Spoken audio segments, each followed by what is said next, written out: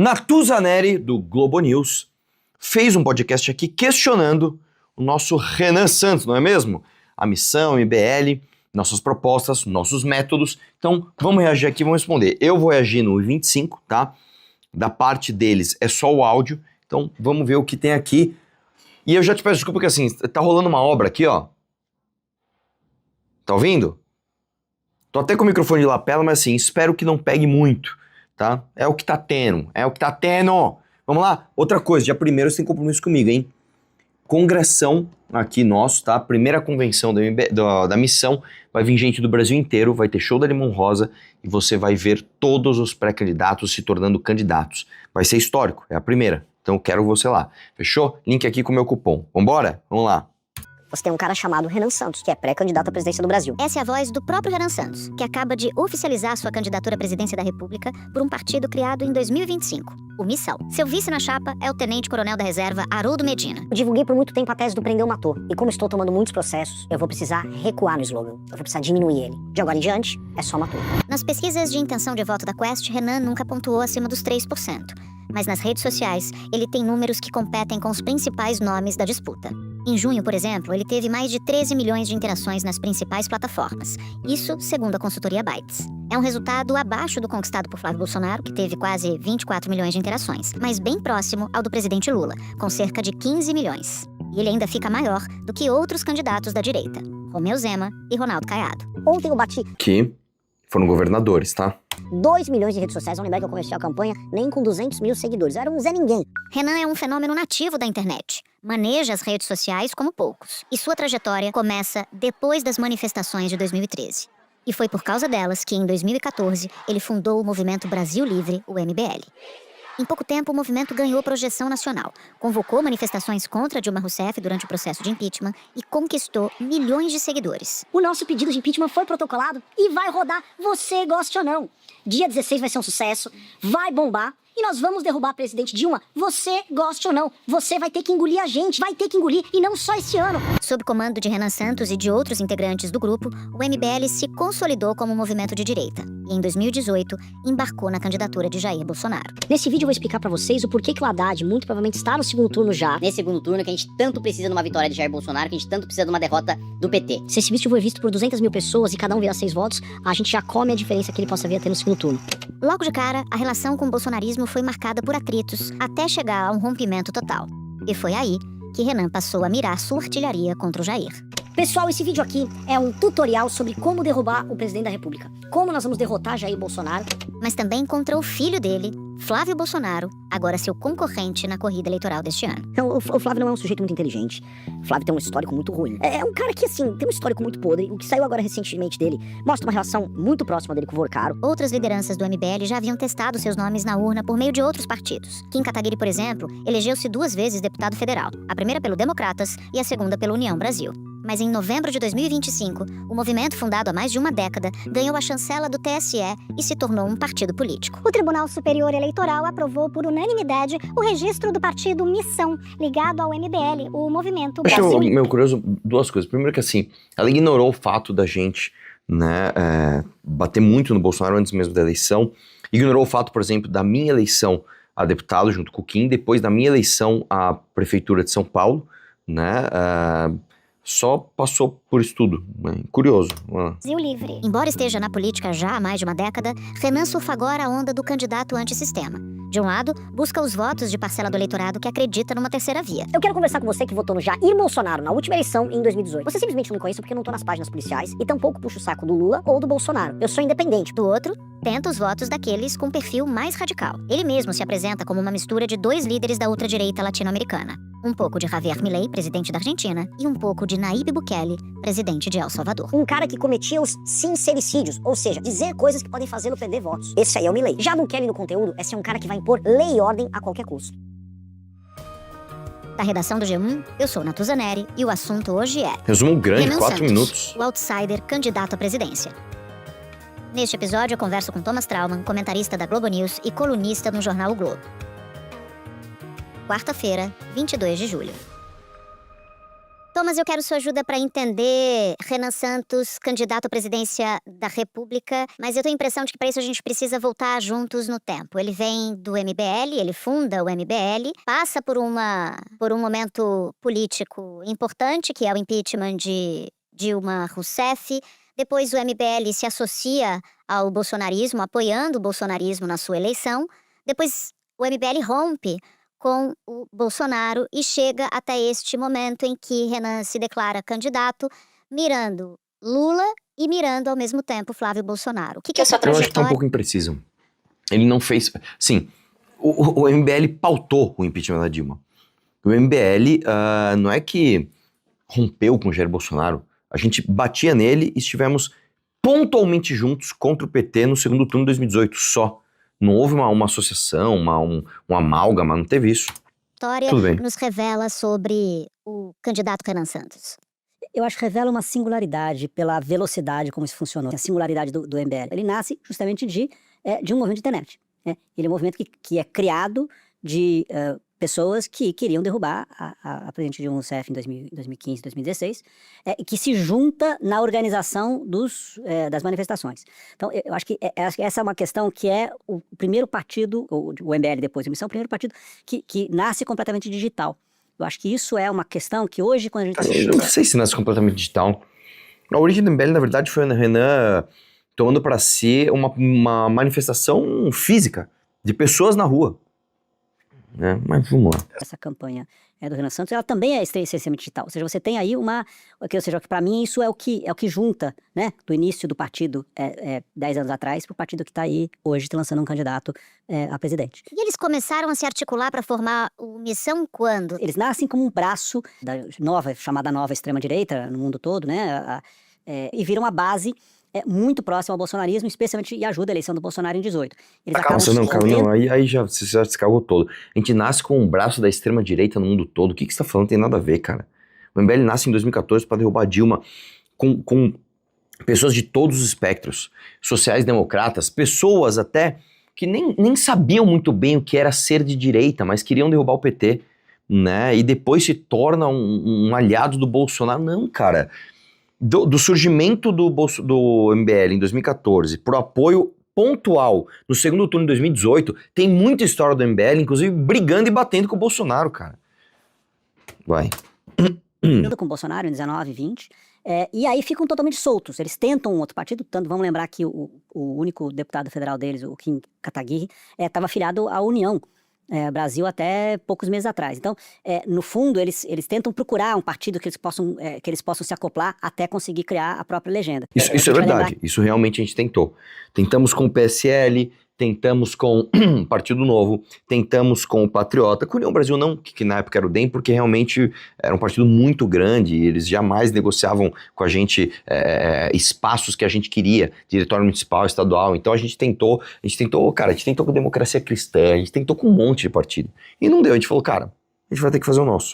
A gente vai lembrar que em 2022 eles namoraram a ideia de ter o Sérgio Moro como candidato a presidente pelo Podemos. Aí vários da turma do MBL estavam naquele momento filiado ao Podemos. Então, ou seja, eles ficam tentando aí outras alternativas até conseguirem a própria legenda. Ao invés de idolatrarmos o Bolsonaro nas ruas, nós idolatrávamos a lei e a ordem. E com base nisso nós tiramos a Dilma de lá e ainda fizemos o Lula ser preso, apoiando a Operação Lava Jato. Agora, esse mesmo movimento político que foi às ruas e derrotou o PT, montou um partido político, o nome dele é Missão. E aí, assim, um partido que no fundo, ele está sendo criado literalmente durante essa campanha. Essa campanha, ela serve muito para criar o partido, para transformar o partido num algo real. Tanto que você vê, não tem candidato em todos os lugares. Por isso que quando eu digo, esse no fundo, que o Renan é um candidato para 2030, e ele fica furioso, mas é um fato da vida, porque ele tem um partido que ele não é um partido no sentido, ele não está estruturado, ele não é, logicamente que ele não é o PT, não é o PL, não é o PSD, não são os outros partidos que já estão dentro do imaginário, vamos dizer assim, do eleitor. É a primeira vez que ele vai fazer. Ele é uma experiência, em certo sentido, se a gente for pensar na estrutura partidária brasileira, tão diferente quanto foi a Rede de Sustentabilidade, da Marina Silva, lá atrás, e depois o Novo, que também é um partido também nasceu... A Rede nem tanto, cara. O Novo até que tudo bem, mas a Rede nem tanto. Agora, também o que você tá falando não tem muito a ver, porque O Bolsonaro, quando ele foi eleito em 2018, ninguém falava do PSL como uma construção de partido, estrutura. Não, foi basicamente um balcão de negócio onde um partido abraçou esse maluco chamado Bolsonaro querendo ser presidente. Ele usou o tempo de TV, o fundo dos caras lá na época e realizou o que ele tinha que realizar. Foi muito menos ligado ao partido do que isso, né? Então, sei lá, achei meio impreciso isso, cara. Mas não quero também ficar pegando o pé. Vamos chegar nas propostas, vai. De forma diferente desses partidos tradicionais. Agora, Thomas, voltando a esse momento atual, em 2025, portanto, o Missão é criado, o partido decide pela candidatura própria à presidência da República, o personagem é o Renan Santos, e eu queria te perguntar como é que ele se apresentou ao longo desse tempo todo, que perfil político ele tem, o que é o Renan Santos e o MBL em termos de ideologia. Bem, vamos lá, em termos ideológicos, é claramente que para mim o MBL e o Missão, eles vão se colocar dentro da extrema-direita ou da direita radical, enfim, como a gente queira colocar, né, dentro do espectro político. O próprio Renan, numa das declarações dele, fala, eu estou à direita do Flávio Bolsonaro. Se você está à direita do Flávio Bolsonaro, você é de extrema-direita, ponto. Isso aqui não é um qualificativo. Não, cara, não é. Deixa eu te falar uma coisa. A definição de direita, ela tá muito estranha, né? As pessoas acham que ser direita é apoiar o Flávio, e não é, né? O Flávio é do centrão. O Flávio nem é de direita, o Flávio é um cara do centrão, ele acabou de votar o PL da misoginia, ele tá falando em aumentar o auxílio, dar celular de graça pras pessoas. Então, quando a gente fala que está à direita, não é que, então vocês são extremistas de direita. Não, a gente fala que a gente é radical porque a gente acredita muito nas suas propostas, a gente é radicalmente fiel a elas. Né? Mas tudo bem, cara, vamos lá, vai. Você está à direita do Flávio Bolsonaro, você está de extrema-direita. Mas eu acho que é interessante a gente analisar, e eu analiso o que está acontecendo com o Renan Santos como uma questão, um fenômeno político, é que existe no Brasil de hoje, a gente sempre fala da polarização, e enfim, eu escrevi muito sobre isso, mas existe aqueles que querem romper a polarização não para procurar as convergências entre os dois grandes lados, né, o lado do lulismo e o lado do bolsonarismo, mas gente que quer o contra tudo, que quer ser contra tudo e contra todos, contra o sistema. Né? Eu já escrevi várias vezes assim, que existe uma demanda do eleitorado brasileiro por um candidato que seja contra tudo, contra todos. Que, ao mesmo tempo, ele enfrente o sistema, o establishment, e esse establishment que hoje ele está dividido também entre Lula e entre Bolsonaro. E essa demanda, ela estava pronta, ela estava solta aí. Nossa, cara, que leitura errada. Que leitura errada.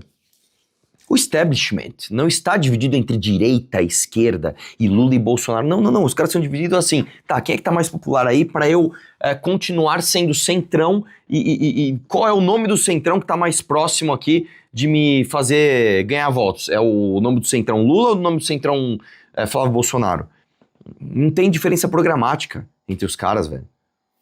Vai. Em algum momento, o Romeu Zema chegou a namorar essa demanda quando ele começou com aquela campanha de internet sobre os intocáveis. Ele se aproximou dessa turma. O Bolsonaro, pela história dele, especialmente em 18, ele também tem um pedaço de gente que é contra todos e acha que, por exemplo, o impeachment de ministro supremo é uma luta anti-establishment. O Renan acabou assumindo isso. E por isso que eu acho que a candidatura dele tem um potencial maior do que os números das pesquisas atuais. Porque existe essa demanda. Essa demanda tem o quê? 7, 8, 9, 10? Isso a gente vai ver qual é o tamanho disso. Mas que existe uma demanda brasileira, até histórica, em relação a achar que a gente pode resetar tudo, que a solução isso é verdade. Você derrubar a direção do Congresso, derrubar a direção do Supremo e derrubar a direção do Executivo. Essa existe e ela é latente. E no momento em que você tem os dois lados tão polarizados... Só uma coisa, ele cometeu o mesmo erro que eu. Ele falou, ela existe, ela é latente. Na verdade, você queria falar patente, né? Eu também já cometi esse erro. E também tão desgastados, eu acho que essa demanda, ela surge como uma alternativa para algumas pessoas. Você, inclusive, escreveu no jornal O Globo que o Renan é o outsider que vem dando certo, e acabou que no seu artigo você enquadra o Renan Santos na mesma linhagem antissistema de Jânio Quadros em 1961, Fernando Collor de Mello em 1989 e o próprio Jair Bolsonaro em 2018. Me interessa muito... Essa do Collor eu não sei não, cara. Porque o Collor, na verdade, ele tinha apoio do tal do sistema, né? Ele tinha apoio da Globo, ele tinha apoio dos empresários, não entendi muito bem, né? O fenômeno mais recente que é Jair Bolsonaro. Que semelhanças há nessa personificação, né, da candidatura antissistema de Bolsonaro e de Renan Santos, no seu entendimento? Se a gente for pensar em similaridades, Natuza, o Bolsonaro foi candidato, embora o Bolsonaro era sistema, era deputado centrão, enfim, não temos nenhuma discussão sobre isso, mas Boa. ele se apresentava para o eleitorado como uma pessoa que, olha, eu não pertenço a essa turma, eu sou contra tudo isso, eu vou ser eleito para destruir tudo isso, né? Ele chega a dizer isso, né? Minha função é destruir, nem tanto construir. Ele sai para um partido nanico, né? O PSL, que, enfim, acho que nem existe mais, com um discurso de que ele era contra o centrão, que ele era a favor de uma grandes investigações de corrupção. Nós estamos lembrando que em 2018 era o auge da Lava Jato. Ele tenta incorporar, e para muitos eleitores, ele incorpora a sensação de que a política estava apodrecida e que, portanto, somente alguém de fora do sistema conseguiria representar esse desejo de uma grande mudança. Então, eu acho que o Renan tenta claramente fazer isso. E tenta tanto isso, Natuza, que o candidato a vice-presidente dele, ele se apresenta para as pessoas e fala, eu sou bolsonarista. E aí explica por que bolsonarista. aquele chama bolsonarista de 18 agora é representado pelo Renan. Eu acho que tem aí uma clara tentativa do Renan de tentar atrair esse eleitor antissistema que era do Bolsonaro em 18. Thomas, na tua coluna do Globo, você classificou o Renan Santos como uma figura política que tem 4 pilares. Ele é 25% Milei, 25% Bukele, 25% anti-Lula e 25% anti-Bolsonaro, segundo a tua definição. Eu queria entender o que isso significa. Vamos lá, quando ele fala, Javier Milei, o presidente da Argentina, que foi eleito justamente como um grande candidato antissistema, também por um partido que não existia, com uma motosserra dizendo que ele iria, cortar os gastos públicos e ser um candidato contra a casta, né? A palavra que ele usou ali, que funcionou na Argentina, era a casta dos servidores públicos, a casta dos empresários corruptos, a casta de um sistema que, na avaliação dele, estava apodrecido depois de anos, seja do peronismo, seja dos governos Macri. No caso do Bukele, é a ideia que é outro candidato que também surgiu do nada, a ideia da mão dura contra a violência, ou seja, a ideia de que o Estado, ele vai passar as regras, digamos, formais de direitos individuais vão ser totalmente atropeladas, porque o mais importante é você manter uma segurança geral. Esses dois exemplos internacionais, para mim, são muito claros, né? E aí, a outra questão é dizer que ele é, ao mesmo tempo, contra Lula e contra Bolsonaro. E para mim, Natuza, essa é a novidade dele. Porque se a gente for olhar, analisar a campanha até agora, dos dois candidatos menores da direita, o ex-governador Ronaldo Caiado e o ex-governador Romeu Zema, os dois têm medo de criticar o Bolsonaro. A prática o Zema deu uma criticada, ficou uma semana falando mal, é verdade. O Novo foi lá e quase impediu ele de ser candidato. O Ronaldo Caiado pede licença para conseguir falar mal de alguma coisa do Bolsonaro, mesmo com o escândalo do caso Vorcaro. Então, a vantagem do Renan é justamente falar mal de todo mundo. Falar, eu sou candidato contra esses dois aqui. Porque ele quer pegar esse público. O público que enxerga em Lula e enxerga em Bolsonaro o sistema. E, portanto, ele pega os dois exemplos internacionais e pega... Então, assim, essa matemática, para mim, ela funciona para um parcelo eleitorado, realmente. E eu acho que, assim, tem claramente uma estratégia aí. Coisa que hoje eu não consigo enxergar nem na candidatura do Zema, nem na candidatura do Caiado. Em relação aos 25% do Bukele tem sido visto por especialistas como alguém que vem enfrentando a segurança pública de uma maneira muito peculiar, mas outros analistas o chamam de candidato a ditador. Quando você afirma que ele se apresenta... Ela nem consegue elogiar. De forma eficiente, de forma eficaz, de forma peculiar. E os outros falam que ele é candidato a ditador, não dá pra elogiar. Como esses 25% Bukele, você tá falando do aspecto da segurança pública, é isso? Da segurança pública e o fato de que, e aí na própria discurso que o Renan Santos apresenta nas suas lives, nas suas conversas, é a ideia toda de que o Brasil está num estado de ataque de organizações terroristas e, portanto, você vai utilizar contra eles como se fosse um inimigo. Né, como se fosse uma outra nação estrangeira envolvendo. Ou seja, não estamos falando aqui de um combate policial padrão. Nós estamos falando aqui de um combate policial em que, sim, de mortes. E que isso é exatamente o Bukele. Eu acho que aí o Renan está deixando muito claro qual é a estratégia dele. Claramente uma estratégia que não assegura todos os direitos individuais que estão hoje na Constituição. Isso, para mim, é evidente que se, numa hipótese de um governo Renan Santos, você vai ter uma grande mudança em relação a como vai ser o combate à criminalidade no Brasil. Assim como aconteceu no El Salvador com o Bukele. Ou seja, nós temos, a situação do Bukele é pré-ditatorial, ou é já ditatorial justamente por isso. Você não tem habeas corpus, por exemplo. Não é ditatorial. Uma ditadura, ela necessariamente significa que o poder executivo está sublimando os outros poderes. Não há isso em El Salvador. Não há isso. Não há habeas corpus. Não há habeas corpus pra galera que está presa por conta de envolvimento com facção criminosa. Lembrando que o habeas corpus, uma das premissas mais importantes é você não ter a possibilidade de prender alguém ou condenar alguém de um crime que não está tipificado. Lá tá tudo certinho, tá tudo tipificado. E não é o executivo decidindo, foi o executivo com o legislativo e com o judiciário. entendeu? E ambos vindos de apoios populares democráticos e de representações democráticas feitas através de eleições limpas, etc, etc.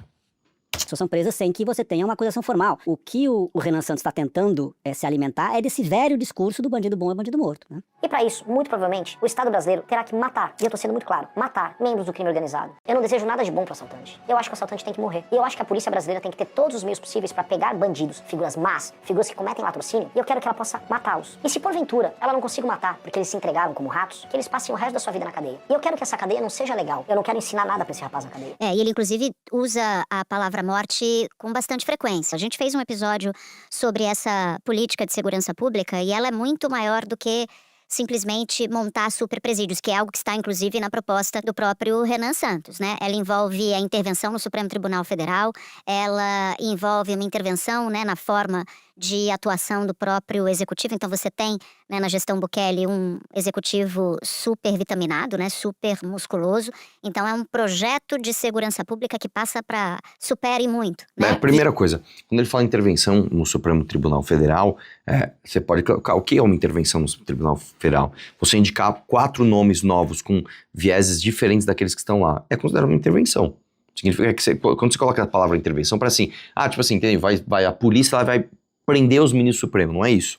Outra coisa, um executivo super poderoso no caso de El Salvador, com autorização do legislativo.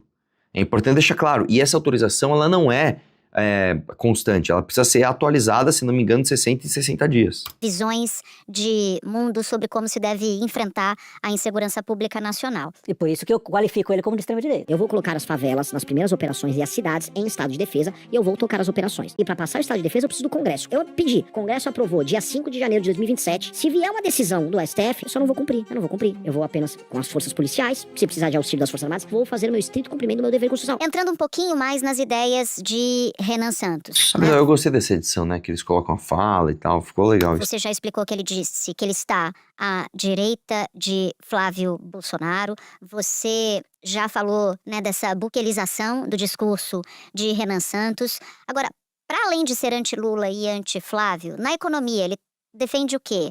Né? No enfrentamento ao feminicídio, ele defende algo? Como é que é o discurso de Renan Santos em outras áreas da administração de um presidente da República? Eu acho que a gente pode falar muito bem da parte econômica, porque é onde você tem muito mais evidente a lógica. E aí, claramente, nós estamos falando de governo ultraliberal. E nisso é muito Milei. Também não é, cara. Também não é, cara. Na economia e Bukele na segurança pública. Nesse sentido, ele quase reproduz o que a gente já viu na cidade de São Paulo, Natuza, quando houve, na campanha para a prefeitura, quando a gente teve o Pablo Marçal. Quer dizer, ou seja, um candidato que surge um pouco do nada, mas que consegue seduzir um grupo, uma elite, e especialmente uma elite financeira, porque é completamente a favor de uma desregulação total da economia e um incentivo ao empreendedorismo, à redução do Nossa, cara, Estado, nossa, enfim, não, cara, pelo amor de Deus. Primeiro que você não soube ler a resposta a proposta do Renan. Leia o livro amarelo, cara, não tem nada a ver, tem nada a ver. Segundo ponto, assim, você compara com o Pablo Marçal, que conquistou uma elite. Não conquistou elite nenhuma, cara. A elite paulistana não foi com o Marçal. Você vai falar, a classe média, beleza. A classe média alta ali, individualmente, não. O Pablo Marçal teve uma concentração de votos na Zona Leste de São Paulo, que é o chamado Novo Rico. E o Novo Rico, né, não é o cara que faz parte da elite financeira do país. É um cara que conseguiu comprar um carro importado, tem um apartamento legal. Esse cara votou no Marçal, ok. Agora, a elite do país, não, cara, a elite do país estava com o Ricardo Nunes. Tá? Quando você está falando dos banqueiros, você está falando da Faria Lima, esses caras não estavam com o Marçal, cara. E assim, o Marçal surge de uma forma completamente diferente do Renan.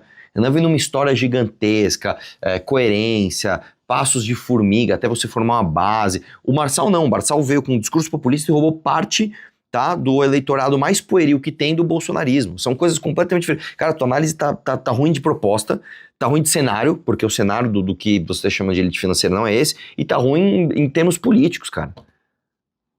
Nossa! Tem uma coisa muito mais liberal, muito mais similar ao que a gente está vendo hoje na Argentina, do que, enfim, vamos dizer, a direita tradicional que a gente conhece. Está muito mais liberal do que, digamos, foi o Paulo Guedes na economia brasileira, né? Tá além do que Paulo Guedes colocava, isso? Exatamente. Nós estamos falando aqui, não vamos dizer que é o que eles chamam de anarcocapitalismo, mas é uma tendência para o anarcocapitalismo. Nossa, cara, meu Deus do céu, como fala besteira. Primeiro que assim, o Paulo Guedes nem foi liberal na economia. O Paulo Guedes nem foi liberal, privatizou porra nenhuma, fez algumas concessões, né? Não apresentou nenhum projeto de reforma fiscal no país, no sentido de liberalizar a economia, nada, zero, tá? Falava antes, né, na campanha, tal, beleza, tal, e outra, o projeto da missão não é isso, beira o anarcocapitalismo, cara, vocês estão loucos, cara. A gente tá falando de criar zonas especiais pra industrialização do país, isso não tem nada a ver com anarcocapitalismo, cara, vocês estão completamente loucos. A ideia toda é que você desregula tudo, você tira o Estado completamente da regulação econômica do país e que naturalmente, por essa lógica, a economia sozinha conseguiria fazer e abrir oportunidades e gerar riqueza sem a presença do Estado. Cara, Sobre não. programas sociais, ele diz que vai acabar com algum, o que ele diz exatamente? Assim, eu acho que a grande mudança ali é em relação ao Bolsa Família. Ele fala em manter o Bolsa Família para situações específicas, por exemplo, mães que têm filhos e que têm que cuidar das crianças, ou pessoas que estão com problemas de saúde, mas somente dar Bolsa Família para, em casos normais, uma pessoa que trabalhe. Então, portanto, ele sempre cita, fala, olha, se uma pessoa quer o Bolsa Família, um jovem ou uma pessoa adulta quer o Bolsa Família, ele vai ter que capinar a praça para a prefeitura, vai ter que pintar a escola, enfim, ele vai ter que trabalhar por aquele dinheiro. Ele fala também em acabar... Essa parte foi bem precisa, tá? Em formas muito violentas, de acabar com o pé de meia, de acabar com outros programas sociais.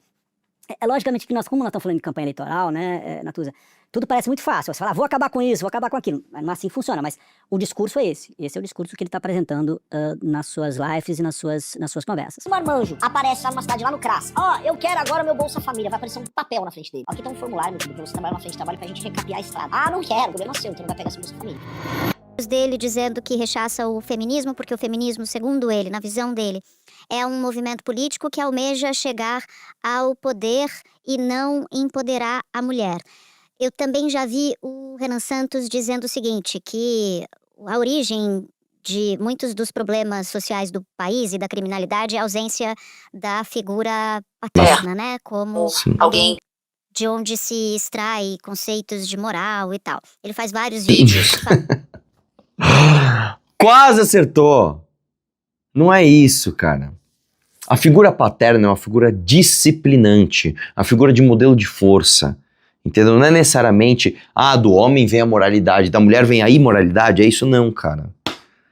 É impressionante, cara, assim, é uma vontade de jogar o cara como um bestinha ideológico, sabe? Cara, novamente, isso aqui que você falou, né, ele tá falando que a criminalidade vem da falta de figura paterna, isso não é nem opinião, cara. Isso não é nem opinião. Isso é dado objetivo da realidade. A esmagadora maioria dos criminosos são homens de até 24 anos que não tiveram a figura paterna presente. Isso não é opinião. Isso é fato. Isso é fato. Falando sobre isso. Mandar real aqui, tá? Existe uma questão de dano social, um dano coletivo. Mostra que a maior parte dos rapazes que cometem crimes, eles não têm a presença paterna. Pai biológico que não dá atenção, ele tem que ser sancionado. Mas não gosta. Foda-se, se vira, malandro. Aquele cara que tá segurando a arma, ele tem um nome, ele tem um CPF. Aquele cara, a chance dele vir do bairro de baixa renda é altíssima, 80, 90%. A chance desse cara ter tido dificuldades escolares é bem grande. Nenhuma dessas chances é tão grande quanto ele ser oriundo de uma família que não teve a presença paterna. Esse cara, em vários momentos na infância dele, no processo formativo do caráter dele, ele não sabia como se comportar porque a presença masculina não deu um espelho e também não deu um freio. Mas aí a gente esbarra em dois pontos. O eleitorado feminino, que é um eleitorado muito grande, não é à toa que Flávio Bolsonaro tá... Isso também não é verdade. Muitas mulheres reconhecem o problema da ausência da figura paterna. Você começou a sua fala falando do feminismo. O feminismo é uma coisa, eleitorado feminino é outro. O eleitorado feminino não está alinhado com o feminismo. Parte está, outra parte não. Se debatendo bastante, né, para não perder e até tentar reduzir danos nesse eleitorado e num país em que metade das famílias no Brasil é chefiada por mulheres. Como é que ele encaixa esse discurso para a conquista dessas eleitoras? Eu acho que ele não tenta. A minha avaliação, se Boa, você for ver o boa. MBL sempre foi um movimento muito masculino. Ele sempre foi um movimento jovem e masculino, historicamente falando. Qualquer um que já foi num congresso deles viu isso. Eu achei o ponto 1. Então, eu acho que não é uma preocupação... Outra coisa, assim, você fala, pô, congresso 2016, 17, 18, até 19, 20, beleza. Eu vou te dizer, cara, vai num congresso nosso hoje. Tá muito equilibrado, tanto em termos etários, quanto em termos de gênero, tá? Eu vou te falar que o último congresso que a gente foi aqui do Rio de Janeiro tinha, sei lá, uns 36% de público feminino. Muitas vezes estimulado pelo namorado, pelo irmão, pelo pai, pelo filho, beleza? A origem geralmente é um homem jovem que chamou alguém da família, ou mais velho, ou mulher pra ir lá. É verdade, mas está acontecendo, tá? É só ir presencialmente em qualquer evento nosso. Nesse sentido de conseguir captar, de cooptar esse eleitor. E de novo eu falo, no fundo o projeto dessa campanha é abrir um flanco, abrir um tamanho para em 2030 ver o que acontece. Não há um discurso específico para mulheres. Eu acho que assim, a procura típica, do eleitor típico do Renan Santos é um homem com até 30 anos, urbano, quer dizer, e que não está numa, assim, que é ou empreendedor, ou é um motorista de Uber, ou tem um comércio. Meu Deus do céu, cara. Meu Deus do céu. Você começou quase certo, depois você foi pra... o Renan está rodando os rincões do Brasil justamente para não buscar o homem jovem urbano, cara. Renan foi pro Maranhão, cara, nos interiores do Maranhão e cresceu no Maranhão. Foi pro Pará, cresceu no Pará, justamente nas partes mais interioranas, cara. É impressionante, velho, a distância da realidade. Vocês são jornalistas, vocês são profissionais da área, cara. Vocês têm que saber fazer isso, meu. E que está numa situação de que acha que os impostos estão muito em cima dele, que ele tem peso demais, e que sente que a sociedade ela não devolve nada para ele por tudo que ele trabalha. Então um pouco de revolta muito clara em relação à sociedade, em relação às regras sociais, e que enxerga nos programas sociais uma forma de tirar dinheiro dele. Então, eu acho que tem um ressentimento também muito claro nessa ideia. Por isso é um programa muito masculino, e a gente, quando eu estudo e eu faço comparações com outros movimentos de direita, o Cinque Stelle, o movimento na Itália, também surgiu um pouco assim. São movimentos que surgiram também, em certo sentido, o Podemos na Espanha também surgiu assim. São movimentos que nasceram muito masculinos e, eventualmente, com o tempo, foram acoplando alguma lógica de como conseguir trazer mulheres para o seu leito. Mas, a princípio, extremamente quase misóginos. Vamos esquecer que um dos líderes do MBL, que era candidato a governador de São Paulo, acabou perdendo a candidatura justamente por um discurso misógino numa viagem à Ucrânia em 2020. Não, cara, teve discurso misógino nenhum, cara. Em nenhum momento ali o ódio ou aversão a mulheres não tem ali. Não, você tá vendo? Eu fiz uma piada escrota. Fiz uma piada de mau gosto, ok, num grupo privado. Agora falar que é um discurso misógino, isso eu vou te falar, daqui a alguns meses vai ser até crime. Você falar, tal pessoa fez um discurso misógino, você vai estar acusando a pessoa de um crime, né? Depois do vazamento dessas declarações machistas, vários deputados prepararam uma representação à Assembleia Legislativa contra Arthur Duval. Nas mensagens enviadas para um grupo de amigos, Mamãe Falei, como também é conhecido o parlamentar, fala sobre as mulheres que tentam fugir da guerra na Ucrânia. Se você pegar a fila da melhor balada do Brasil, na melhor não chega aos... Será que eles vão colocar... Você viu que ela não me citou em nenhum momento da trajetória do MBL. Aí aqui, pra prejudicar o Renan, não, vamos citar e vamos pôr um trechinho do áudio. Tá clara a intenção aqui. Os pés da fila dos refugiados aqui. E ainda faz esse comentário. Vou te dizer, são fáceis porque elas são pobres. Ele também relata o que achou das policiais que trabalhavam para ajudar refugiados do conflito. Não, você errou. Não tá falando de policiais que tem nada a ver. Aí você errou também. Quando a guerra acabar, pretende voltar à Ucrânia. Mano, eu juro pra vocês, eu contei. Foram 12 policiais deusas. Deus, assim, que você casa e assim, você faz tudo o que ela quiser. Assim que essa guerra passar, eu vou voltar pra cá. Isso não tem nada a ver, cara. Essa parte das policiais, eu tava falando na Eslováquia. Eu já tava na Eslováquia, cara. Tem nada a ver que tava ajudando refugiado, tem nada a ver. Estavam, inclusive, auxiliando a imprensa. No caso ali, estava como imprensa, né? Mas, enfim, né? Você acha que os caras vão se preocupar em ser precisos nisso? 35 anos, cara. Eu nunca vivi isso. E eu nem peguei ninguém aqui. Mas, assim, só a sensação de saber que eu poderia fazer e sentir como é o game. Enfim, já sabem, né? E tem ainda o Orlando Lima. O Orlando Lima, Thomas, ele é editor da revista Valete, que é a revista do MBL e do Missão. Ele defende, por exemplo, o fim do sufrágio universal, do voto universal. Só uma coisa. Você vê como eles são, cara? Eles passaram de forma superficial por toda a história do MBL, por todas as propostas, por toda a história do próprio Renan, tal. Aí depois, agora pra atacar, eles vão na especificidade. Eles vão lá pegar algum comentário do Orlando Lima. Nossa, cara. Ele, o maior problema da democracia, e essa é uma expressão que ele deu, né? O maior problema da democracia é o que ele próprio chama de gradação de cidadanias. Então, quem recebe auxílio do governo, para ele, não deveria ter direito a voto. E aí, isso aí eu vou te falar uma coisa, cara. É uma proposta, inclusive, analisada pela gente, não é nem do Orlando Lima apenas essa opinião, existe ali. Eu tive um pouco de resistência disso no começo, mas hoje eu penso o seguinte, cara, será que o cara que recebe auxílio, ele não está tendo o voto comprado? Então a nossa proposta, para ela não ser inconstitucional, né, que é tirar o direito de voto de uma pessoa, nós vamos fazer o seguinte, a proposta é, nós vamos comprar o não voto.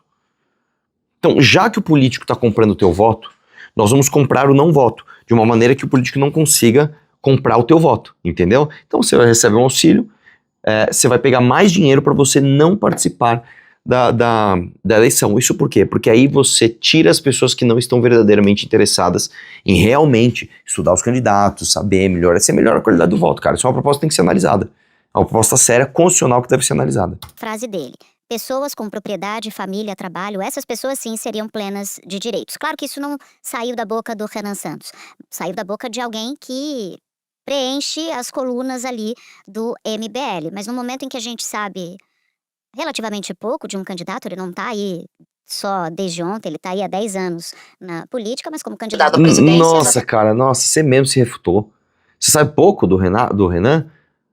É a mesma coisa que eu falei, não, eu tô aí, então a gente sabe pouco do Flávio, que o Flávio tá candidato a presidente há um ano, mais ou menos, foi no final do ano passado que falaram que ele ia ser o candidato, né? O Joaquim Barbosa também não apareceu como candidato agora, ficou... Cara, o Renan tem 10 anos, no mínimo, mais, ele tem, estamos 16, tem 12 anos de história pública. 12 anos de história pública, cara. Vocês sabem pouco do Renan. As atenções são diferentes quando você se transforma em candidato. Então, é um outro... Entender o MBL é também entender o seu candidato. Sim, e a questão toda é, assim, e sem essa frase tem outras declarações, especialmente na própria revista, que também são, para dizer polêmicas, para dizer o mínimo. Ou seja, você tem a lógica, a ideia de que o voto ele não seria universal. Não, aí vamos lá, outra coisa. Ele tá trazendo a revista, cara, novamente. A revista é um ambiente cultural, de troca de ideias, de pessoas que têm opiniões próprias. Isso, cara, quantas e quantas vezes você não tem... Vocês são jornalistas profissionais, meus amigos. Quantas vezes você não tem, por exemplo, a Folha de São Paulo colocando no mesmo jornal uma coluna do Guilherme Boulos e uma coluna do Kim Kataguiri, ou do Gregório do Vivier e do, sei lá, de alguém ligado ao Bolsonaro. Cara, nossa, cara. Você, assim, as mulheres teriam uma função muito mais materna, assim, de não teriam direitos iguais aos homens, ou seja, tem uma machosfera envolvida nisso. Isso, acho que pra mim tá muito evidente. Natuza. Isso é mentira, você tá falando que a revista Vlad tinha uma revista Red Pill, cara. Pelo amor de Deus, cara, nossa, A questão cara. toda Aí eles cagaram quanto tudo. disso, que é um movimento, de novo, é um movimento que acabou de virar partido, o quanto disso representa o pensamento dessa turma, e quanto disso vai ser defendido durante a campanha, e quanto disso é uma questão de uma pessoa ou outra, só para não ser injusto aqui com a candidatura. Mas não há dúvida que é uma campanha que vem para radicalizar, e vem para puxar os dois grandes adversários para uma outra linha de argumentação e de lógica, né? E, no entanto, ele diz coisas que fazem sentido, por exemplo, o papel do Centrão na política brasileira. Mano, eles passaram meia hora destruindo o Renan. E, no entanto, ele fala coisas que fazem sentido. Caralho. Mano, assim, vocês deixaram claro, né? Tem nada de parcialidade ali, não tem nada. Isso é só uma vontade de transformar o Renan num bobinho ideológico, cara. Que ele não é. É feio fazer isso. Que ele considera que o Centrão degrada a política brasileira por meio do toma lá da cá. Até que ponto isso também não encontra eco em parcela da sociedade que vê o estado de coisas, né? Um Centrão super poderoso por causa das emendas parlamentares e uma crise de governabilidade que vem desde Bolsonaro. Candidatos como o Renan Santos, eles não surgem do nada. Eles surgem porque existe uma demanda da sociedade. A demanda da sociedade é olhar e enxergar que o Supremo Tribunal Federal, ele não deu explicações necessárias para suas relações com o Daniel Vorcaro. É olhar para o Congresso e ver que o Congresso não deu explicações necessárias, por exemplo, para a sua relação com o Daniel Vorcaro, ou para a própria a sua responsabilidade com a situação brasileira, sendo que ele tem 60 bilhões de reais por ano para gastar em emendas parlamentares. Ou seja, né, você vê o estado de coisas do Rio de Janeiro. Quer dizer, todo mundo que olha para as situações, você sente que que o Estado brasileiro, que a elite política brasileira, ela se sente superior, ela se sente que ela não tem que responder às pessoas. Então, candidatos antissistema, eles são sintomas de uma coisa maior, que é o fato da elite, tanto a elite política, a elite empresarial, a elite educacional brasileira, não tá não tá entregando o suficiente e não tá se sentindo responsável pelos rumos do país. Então, essa obviedade ele falou corretamente. Que é um pouco isso. O Renan é um sintoma de uma situação e essa situação é real. Né? Essa sensação de revolta das pessoas, ela é justificada. Meu querido Thomas Trauma, muito obrigada por topar conversar com a gente. Para quem não leu o artigo do Thomas falando do Renan Santos, eu recomendo bastante. Tá no jornal O Globo. Tá bom. Foi um prazer falar. É isso, vou até comentar aqui, ó. Que vídeo impreciso. Resposta no meu canal em breve. E é isso. Um abraço, vamos questionar tudo. Tchau.